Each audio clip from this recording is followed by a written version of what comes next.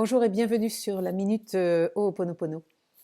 Alors, je me suis réveillée ce matin avec une phrase de Saint-Exupéry qui dit l'essentiel est invisible pour les yeux. Ok. Bon, quand je me réveille avec un truc comme ça, c'est un koan parce que je vois pas trop ce qui est caché derrière. Donc, j'ai demandé à avoir un petit peu plus d'explications. Et en fait, je pense que c'est parce que hier soir, j'ai regardé une petite vidéo virale euh, qui disait eh bien voilà, je suis le virus, maintenant vous m'avez tous dans le collimateur, euh, vous ne parlez plus que de moi, j'ai réussi à prendre toute la place. Et en fait, je me suis dit bah oui, c'est pas faux en fait. On est vraiment accaparé par l'attente anxiogène de quelque chose d'invisible.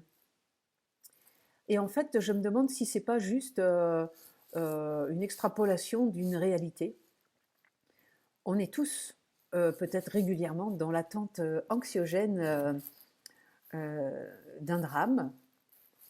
Le drame, c'est lequel? C'est que comme on est né, un jour on va mourir, ou quelqu'un de notre famille va mourir, ou un ami va mourir, ou quelqu'un de connu va mourir. Et peut-être qu'on ne s'était pas aperçu à quel point c'était notre réalité quotidienne en fait.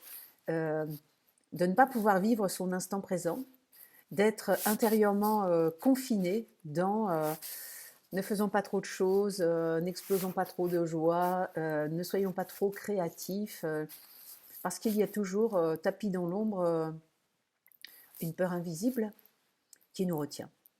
Et donc aujourd'hui, c'est comme si à l'échelle humaine, totalement universelle, on pouvait mesurer que c'est comme ça qu'on a vécu notre vie.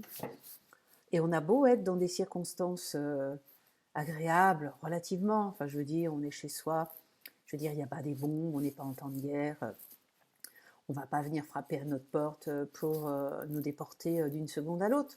Et donc, du coup, on a beau avoir modifié les circonstances extérieures de nos vies, c'est-à-dire qu'on ne vit plus au Moyen Âge, on n'est plus à l'époque de la guerre, n'empêche que cellulairement, on est toujours là-dedans. On est toujours un petit peu confiné à l'intérieur avec des trucs qu'on ne fait pas, sur lesquels on procrastine, sous prétexte que un ennemi invisible pourrait vraiment mettre fin à notre vie, la mort.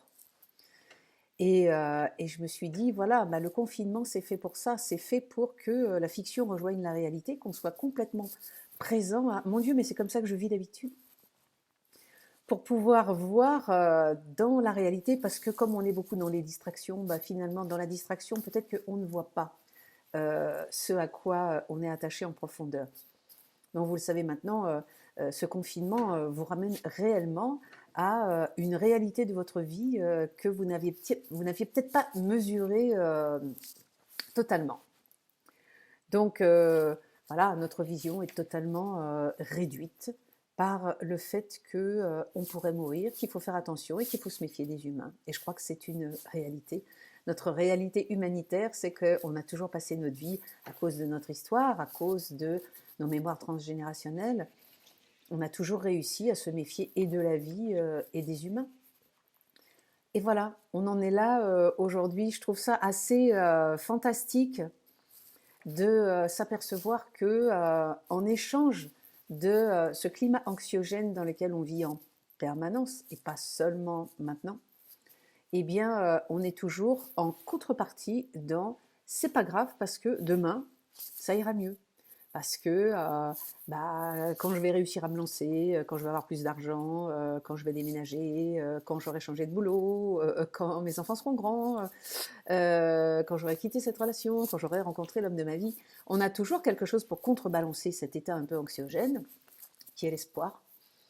Et ça ne veut pas dire que tout espoir est à jeter, mais il faut quand même vérifier si l'espoir n'est pas là pour contrecarrer quelque chose d'anxiogène. En quel cas, ça n'a pas tellement d'intérêt. Je veux dire, il y a l'espoir qui est là et en dessous, il y a la peur. Donc, à quoi ça sert de cultiver l'espoir si c'est un package qui comprend aussi la peur que ça meure ou que ça n'y arrive pas. Donc, voilà. L'espoir, c'est mon Dieu, qu'est-ce qu'on va pouvoir faire quand on va être déconfiné? C'est pas comme ça que ça fonctionne. C'est fais-le maintenant, sois le maintenant, vis le maintenant, réjouis-toi maintenant, Et comme ça, quand tu seras déconfiné, eh bien, tu pourras le vivre pleinement. Donc, si vous attendez le déconfinement pour pouvoir vous sentir mieux, eh bien, c'est exactement ce que vous faites dans votre vie. Vous attendez de ne plus avoir peur de mourir, de ne plus avoir peur de l'échec, de ne plus avoir peur que les choses ne fonctionnent pas pour pouvoir vivre. Donc, en fait, on nous a confinés pour que on se sente intensément vivant et on a quand même pas mal de chance, je veux dire, il suffit d'ouvrir la fenêtre, d'aller sur le balcon, d'aller marcher un petit peu dans l'herbe et on nous donne 1 heure de promenade, ce qui est à peu près génial. Je veux dire, on vit exactement à l'heure d'un prisonnier parce que je pense qu'on est prisonnier de notre système de croyance et on est vraiment prisonnier dans nos vies de nos pensées anxiogènes. Alors, ce que je vous propose comme petit Ho'oponopono aujourd'hui, c'est peut-être que petit ou petite, vous avez vous aussi vécu des situations difficiles, vous avez rêvé à quand vous seriez grand, à quand vous seriez débarrassé d'un frère, d'une sœur, à quand vous auriez des enfants, à quand vous auriez rencontré la princesse ou le prince charmant.